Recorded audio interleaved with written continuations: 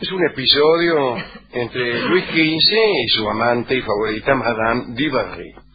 Ubiquémonos en Francia en el año 1770, por favor. Por entonces el rey era Luis XV y su favorita Madame du Barry. Desde Austria había llegado ya a la corte la delfina María Antonieta, que como sabemos estaba prometida al príncipe que pocos años después sería Luis XVI. Es decir, eran dos jóvenes que estaban ya comprometidos. Pero el rey todavía seguía siendo Luis XV. Dicen que Luis XV en ese entonces estaba agotado por toda clase de excesos, por los excesos que había cometido él, no por otros, y ya no poseía el ardor que antes había complacido tanto a las damas. A veces sufría unos cansancios que ni los mejores afrodisíacos Rolón podían disipar. Madame du Barry, que tenía un temperamento exigente, por no decir otra cosa, ordenaba a los cocineros que prepararan unos platos que, según pensaba ella, iban a favorecer mucho al rey. Dice el cronista que a veces ella misma hacía las minutas y le encajaba a Luis unas trufas, unos pimientos morrones, unas yemas de huevo con cognac, unas alcachofas, unos alcauciles, ¿no? Las virtudes eróticas del alcaucil eran famosas en el siglo XVIII. Incluso muchos muchachos no se atrevían a probar la alcachofa por temor a cometer abusos. Claro, se ponían como locos. Claro, voy a parar con la alcachofa porque después ¿quién me sujeta? Adelante, Guillermo. Buenas noches. Mire, llega justo porque estábamos hablando de Luis XV y cómo su amante, Madame du Barry, siendo que el hombre estaba bastante bichoco, le daba unos platos que a ella le parecía que eran afrodisíacos. Especialmente el alcaucil, cuyas virtudes eróticas todos conocemos. Parece que los vendedores de alcauciles los ofrecían con pregones subidos de tono, ¿no? Ajá. ¡Alcaucil, alcaucilete! Sí. Bueno. Los tipos se mandaban a comprar el alcaucil por otros. Sí, claro, porque cada alcaucil obviamente era mirado con cierta sorna. El señor... Andá a comprarme, por favor, medio kilo de alcauciles. Sí. Bueno, esta comida no daba muy buenos resultados, vamos a decirlo de una vez. Y muchas veces Luis XV iba a acostarse bañado y sin fiesta. Al poco tiempo, Madame du Barry empezó a andar con uno. Empezó a andar con un tal d'Aguilon, que tenía a cargo la dirección de los asuntos extranjeros. María Antonieta, que ya hemos dicho, era la prometida del delfín, el príncipe, odiaba a Madame du Barry, la amante del rey. No soportaba que en la corte estuviera tan bien aceptada aquella situación. Odiaba la institución, María Antonieta, la institución de la favorita que tan bien aceptaba la corte francesa. María Antonieta era de la casa de Austria, era austríaca, e iba a ser reina. Y no estaba muy a gusto con la idea de que su esposo pudiera engañarla en forma casi legal. Casi legal, no casi ilegal. Pero más allá de esto, María Antonieta no podía soportar que Lali Barry, que tenía el privilegio de estar junto al rey, lo engañara al rey con aquel tal d'Aguilon. Eso ya era demasiado para María Antonieta. La cosa no terminaba ahí. Además de odiarla por favorita y por infiel, parece ser que Lali Barry era antiaustríaca. Era un nuevo motivo de odio para María Antonieta. Y Lali Barry era antiaustríaca a tal punto que hizo que d'Aguilon descuidara el nombramiento de un embajador en la corte de Viena. No había embajador en Viena. Bueno, la indignación de María Antonieta se perfiló de un modo sutil. Decidió redondamente ignorar la existencia de Madame du Barry en la corte. Encima yo no la saludo ni nada, que me importa, ¿no? Así en los salones, en los pasillos, jamás le dirigía ni una mirada. Cuando la favorita trataba de atraer su atención con una frase pícara, con una adivinanza, adivina qué es esto, o con una risa, María Antonieta miraba al techo. Peor sería que se pusiera los dedos en los oídos y gritara: ¡oh, no te oigo, no te oigo! Bien. Incluso llegó a estar María Antonieta junto al Delfín, a su novio, a Luis XVI, a pocos pasos de la Dubarry y entregándose unos manoseos eróticos, como si estuviesen solos, ¿entiendes?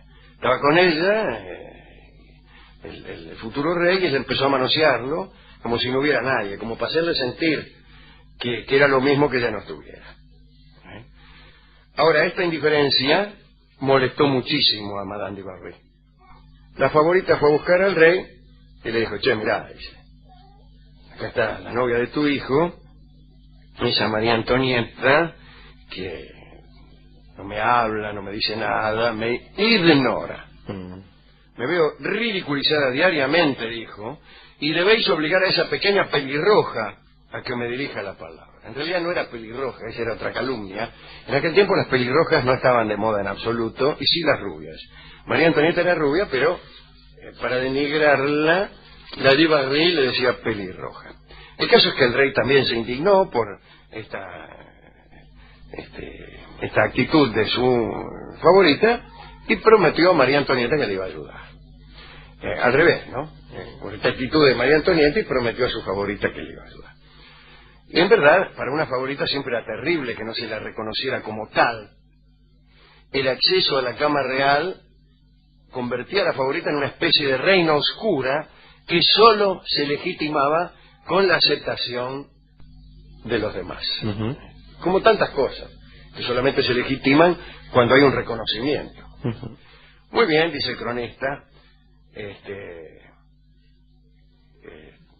vamos adelante. Para lograr que María Antonieta le diera bolilla a Madame Dubarry, Luis XV le dijo a un funcionario, a uno de esos que había por ahí, le dijo: mira, hermano, hay que tratar de que Madame la Delfina trate a las personas de la corte con la misma deferencia. Hizo un planteo general. No le dijo: anda a decirle a María Antonieta que trate bien a la Dubarry, que se acuesta conmigo. No le dijo eso. Pero Madame Dubarry se presentó ante el mismo funcionario y le dijo: mire, aquí no venga con generalizaciones. Se trata de que María Antonieta me dirija la palabra por lo menos una vez. Usted haga que me dirija la palabra una vez y yo ya me daré por cumplida. Muy bien, funcionario se comprometió a intentarlo y fue a buscar a María Antonieta. Le dijo: mire, ¿por qué no le habla, aunque sea una vez, qué sé yo? Y la Delfina dijo: nunca hablaré con esa mujer. El funcionario, desconsolado, le explicó a María Antonieta que si sostenía su indiferencia, la ira de la favorita crecería y eso podía llevar al rey a tensar las relaciones con Austria. Pero los argumentos no hicieron efecto. Al día siguiente, María Antonieta pasó por delante de la Dubarry con la boca cerrada, así como Jorge Luz. Los amigos de la Dubarry y hasta funcionarios austríacos ya no sabían qué inventar para que María Antonieta le hablara. Armaban encuentros supuestamente casuales, llevaban a la Delfina a situaciones protocolares en las que ineludiblemente debía saludar a aquella dama que era tan importante para el rey, pero nada. María Antonieta seguía ignorando y despreciando a Madame. Pero mientras esto ocurría, algo sucedió al este de Europa que hizo que las cosas cambiaran. Catalina de Rusia, Federico de Prusia y María Teresa de Austria, la mamá de María Antonieta, estaban, después de algunas invasiones, por repartirse Polonia. Ahí andaban los Habsburgo, los Hohenzollern y los Romanov repartiéndose Polonia. María Teresa de Austria estaba un poco preocupada, la mamá de María Antonieta. Sabía lo que estaba pasando entre su hija y la favorita del rey, y eso complicaba sus intenciones de agarrar un pedazo de Polonia. Sucedía que Francia, a través de Luis XV, tenía buenas relaciones con Varsovia, y si seguía aquel maltrato a la favorita por parte de María Antonieta, era probable que la Dubarry convenciera al rey, entre caricia y caricia, vio cómo son estas cosas, de que defendiera a Polonia en contra de los austríacos. Quiere decir que María Antonieta no estaba haciendo un buen papel diplomático en París. Fue entonces cuando, para poder tomar su parte en el territorio polaco, María Teresa, la mamá de María Antonieta, hizo lo siguiente. Resolvió comprar la neutralidad y el silencio del rey de Francia, obligando a su hija a mostrarse amable con Madame du Barry. Así que María Antonieta recibió de su madre esta curiosa carta. ¿Cuál? Esta.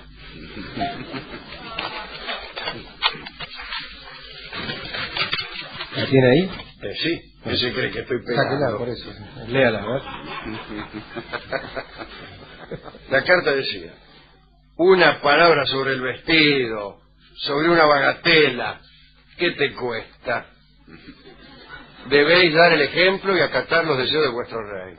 Si os exigiese humillación, ni yo ni nadie os aconsejaríamos de esta forma, pero una frase banal, alguna mirada, no por la dama, sino por vuestro país. Firmado, mamá.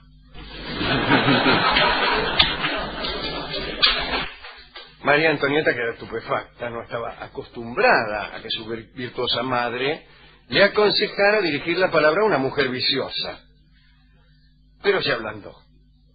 Y el 1 de enero de 1772, durante una recepción, se aproximó María Antonieta a la du Barry y le dijo: ¡cuánta gente!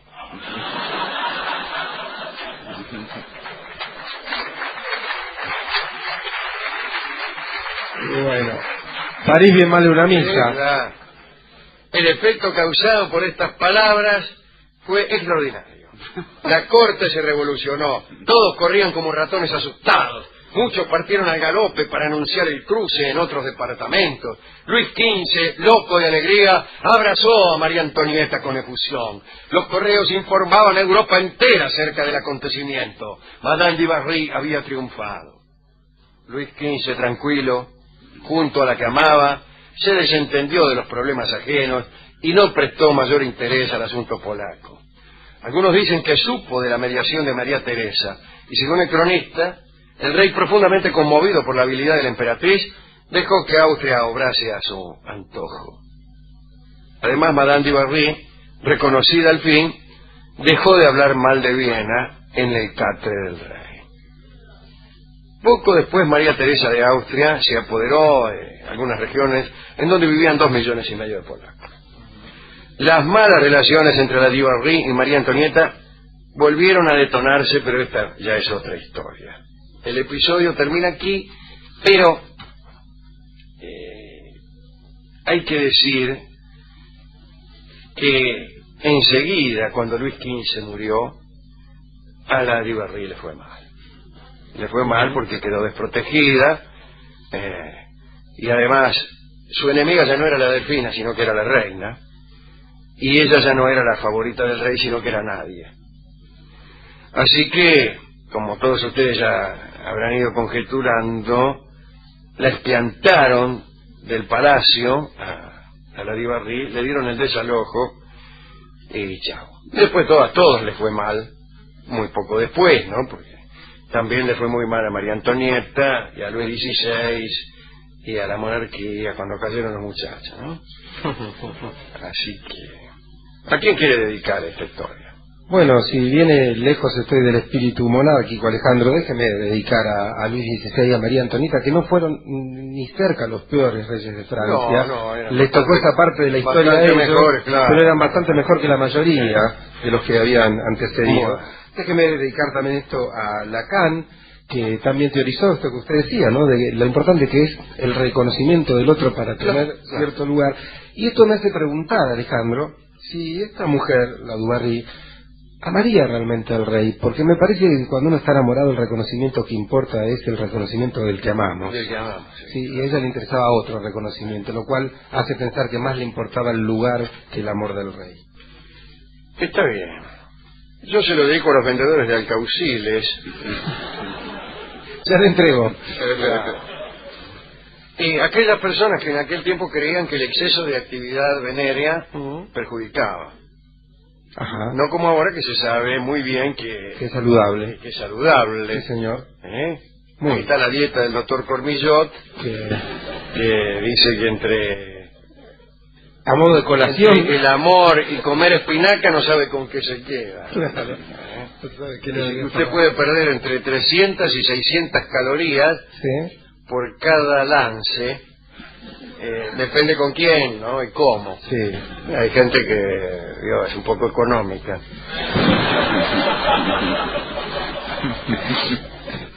Sí, trabaja poco. Bueno, hemos ido a comprar alcauciles, pero también a la discoteca para buscar un disco adecuado a estas circunstancias. Y ya que hay un desalojo como final de fiesta, escucharemos la milonga llamada El Desalojo, que canta Edmundo Rivero y que se refiere casi seguramente al egreso de Madame de Barry de el Palacio de Versalles.